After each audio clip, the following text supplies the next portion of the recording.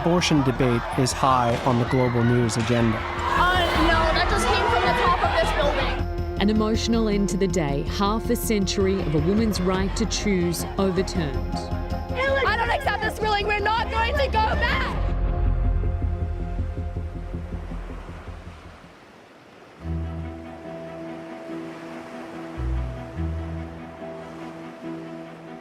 For over 20 years, Dr. Rebecca Gomperts has used the ocean to circumvent national laws.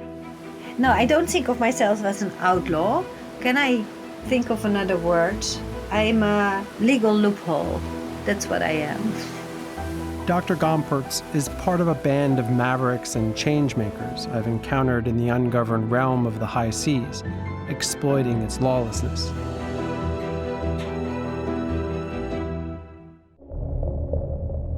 Two-thirds of the planet is covered by water.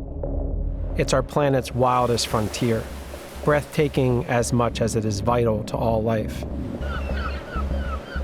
A place of discovery and endless reinvention, a metaphor for freedom, as well as a profoundly dystopian realm where the darkest of all humanities play out. Over 50 million people work at sea, and human rights and environmental abuses often occur with impunity. Six of you. 6 people we are sleeping in here. So hot. I've never ever seen this bad. My name is Ian Urbina. As a journalist, I've spent the past decade reporting from this lawless frontier. I run an investigative journalism organization called the Outlaw Ocean Project that reports about crimes happening in this space.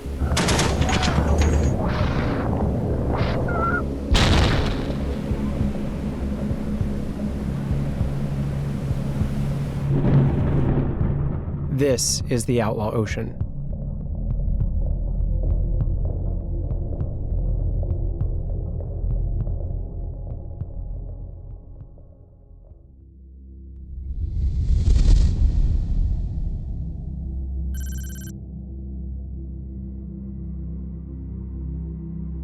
Until recently, abortions were a crime in Mexico. Here, hundreds of women had been jailed after seeking medical care due to botched operations, with hospitals reporting suspicious miscarriages to the police as they would gunshot wounds. But one woman had the idea to look to the sea to circumvent the law of the land. We can leave the banner with the number, but I want to take off this one because I think that I don't want to have problems now. I joined Dr. Gomperts aboard her vessel, the Adelaide. On this clandestine mission, 2 young women have traveled hundreds of kilometers quietly and anonymously to board this yacht.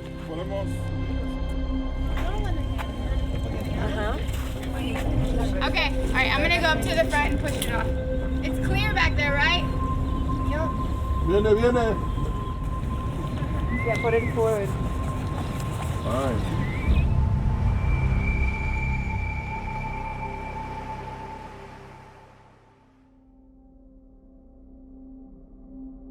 When I started Women on Waves, about 120,000 women per year were dying as the result of unsafe abortion. When a country makes abortion illegal, it doesn't stop any women from seeking an abortion. Women that have the money, they can always travel to another country where abortion is legal to get a legal, safe abortion.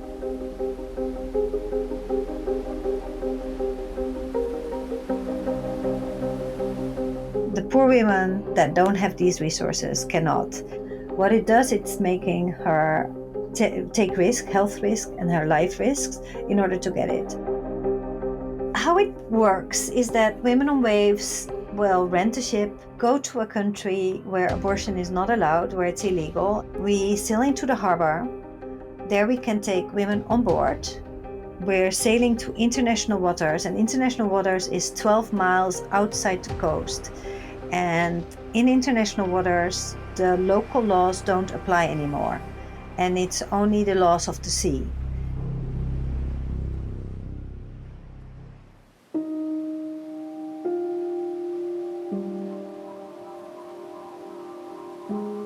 Okay, so what does it say about The waves they're coming south-southwest and they're 5 to 7 foot.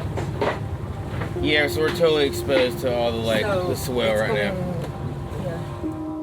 At this point, I'm trying to be unusually quiet and invisible because I'm truly an outsider in this context. And I'm trying not to take up much space or attention, but I'm also just fixated on the dynamic of Rebecca and how nervous and intense and driven she is to make sure that they can get these women out to sea.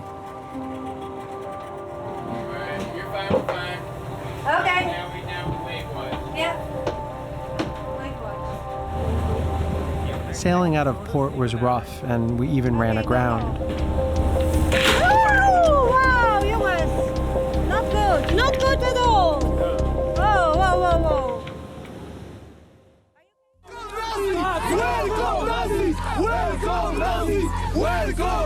Women on waves is highly controversial and has always been challenged, often violently. Get him out.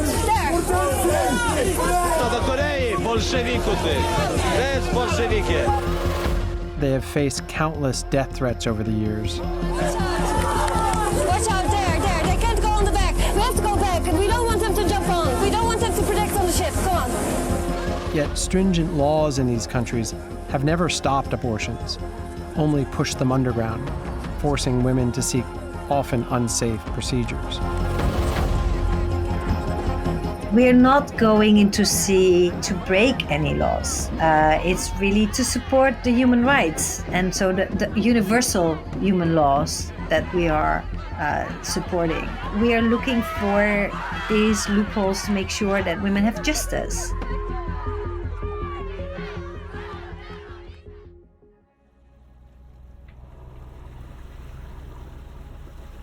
After a difficult start, we eventually reached the open sea.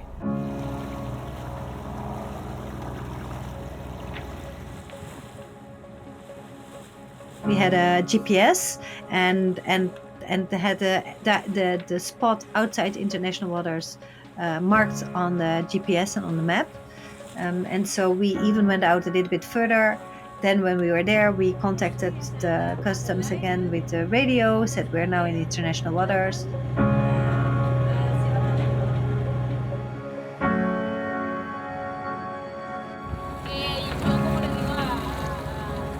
Rebecca quietly came on deck to spend time explaining the procedures to the two women. I met women on waves because I saw a documentary of them on Netflix called Vessel. I found out on Monday that I was pregnant, and yesterday I decided I wanted to come on the boat. I think the boat shows the absurdity of the laws and the absurdity of being lucky to be in one place and not another, where you can have access to the rights you deserve. I don't want to think about how we're going to do it. Perhaps you want to come with me those days, both of you? So my role as the doctor is to make sure that the woman that she has an unwanted pregnancy, that she's taking the decision to end the pregnancy in free will. I make an ultrasound to make sure that she's not pregnant too long, and that she can still use the pills, which was of course the case. And I make sure that she understands how it works. She understood, and she chose to swallow the tablet.